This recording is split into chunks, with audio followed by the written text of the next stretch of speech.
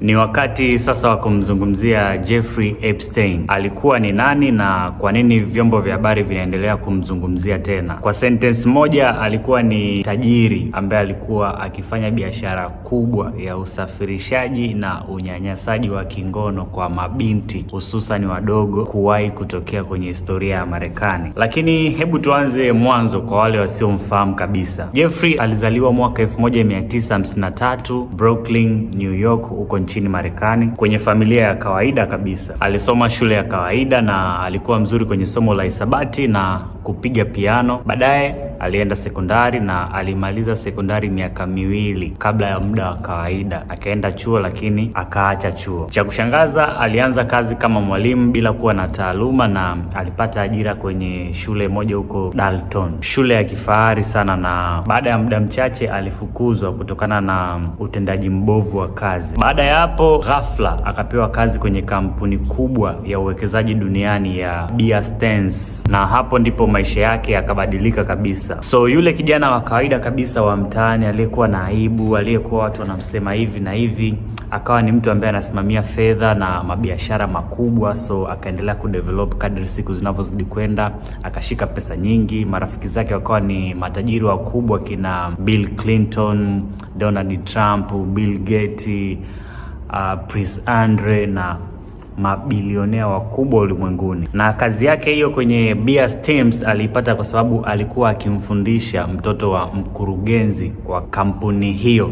Kumbuka Mnyamwezi ali school, lakini hivyo taaluma yake ilikuwa ni ile ujanja tu. So mshikaji kama huyo kashika mabunda mengi. Baadaye akaanza kuhusika na kampuni ya CEO wa Victoria's Secret. Akawa anawakaribisha wanamitindo nyumbani kwake huko New York, Palm City, na hata kwenye kisiwa chake huko nchini Marekani, US, kisiwa chake cha Virgin Island, yani kisiwa cha mabikira. Kisiwa hicho ambacho alipata punguzo la kodi kwa 90%. Hapo ndipo yeye na mpenzi wake wa karibu Ghislaine Maxwell walianza mpango wao mbovu wa usafirishaji wa watoto wadogo kingono. Walikuwa wanasafirisha watoto wadogo kuanzia miaka 14, wakiwaahidi kwamba wanaenda kuwapa kazi ya kufanya masaji, lakini in reality ulikuwa ni mtego na walikuwa wamenasa. Baada ya matukio, walikuwa wanapewa kuanzia $200 mpaka $300, na mke wa Jeffrey Epstein ndo alikuwa anahusika sana kwenye kuwashawishi wasichana hawa na kuwatafuta. Kama nilivyokuambia, Epstein alikuwa ni tajiri mkubwa mwenye nguvu na marafiki zake walikuwa ni watu wenye nguvu. So watu wanaamini kwamba wasichana hawa ambao alikuwa anawatumikisha kingono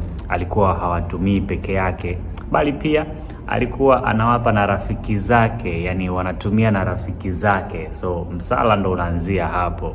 Mwaka 2005 polisi walianza kumchunguza kwa madai ya kwamba aliwalipa na kuwasafirisha wasichana wenye umri mdogo kwa kuwafanyisha shughuli chafu. Lakini cha kushangaza, mwaka 2008 alipata plea deal, alifungwa kwa miezi 13 tu. Lakini cha kushangaza ni kwamba yeye mchana alikuwa anaruhusiwa kwenda kupoa nyumbani fresh, yani akai jela muda wote. Waathirika wa matukio yake pamoja na familia zao hawakupewa taarifa zozote kuhusiana na dili hilo, jambo ambalo lilifanya wakasirike sana baada ya kulitambua na umma ukawa una mind. Baada ya kifungo alitoka zake kama kawaida, akaenda kuishi maisha yake ya kifahari, ndege za binafsi, kwenye jumba ya kifahari, watoto wazuri na nini. Na licha ya kuwa alishtakiwa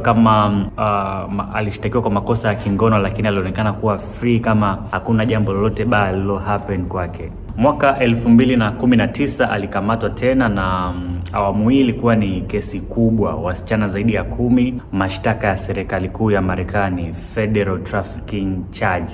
Lakini mwezi mmoja tu kabla ya Jeffrey Epstein kushtakiwa, alijinyonga jela, jambo ambalo lilizua minong'ono mikubwa baina ya watu, na mpaka sasa hivi minong'ono hiyo ndio inaendelea, na ndio sababu nimetengeneza video hii. So ungana na mimi hapa, ndo video sasa inaanza. Watu wengi waliamini kwamba hakujiua bali aliuawa ili kulinda siri za matajiri ambao alikuwa anashiriki nao michongo hiyo ambayo alikuwa anaifanya, na wengine wanaamini bado yupo hai, maybe sasa hivi ni jasusi wa CIA au Mossad. Hizo ni rumors. Epstein alikuwa na kitu kinaitwa kitabu cheusi au black book. Kitabu hicho ambacho kilikuwa kina majina, namba, address na vitu vya kwake binafsi ambavyo vingi vilikuwa vina details au data za watu wakubwa na maarufu ulimwenguni.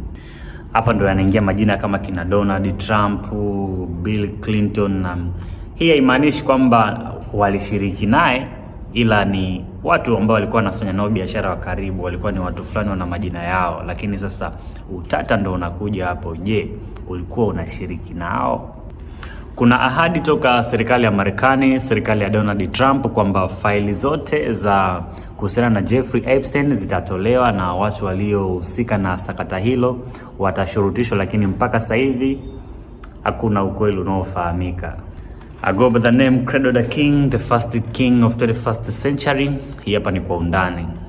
Subscribe kama ndo mara yako ya kwanza unakutana na channel hii, ni follow for more. Yeah, mimi naitwa Credo.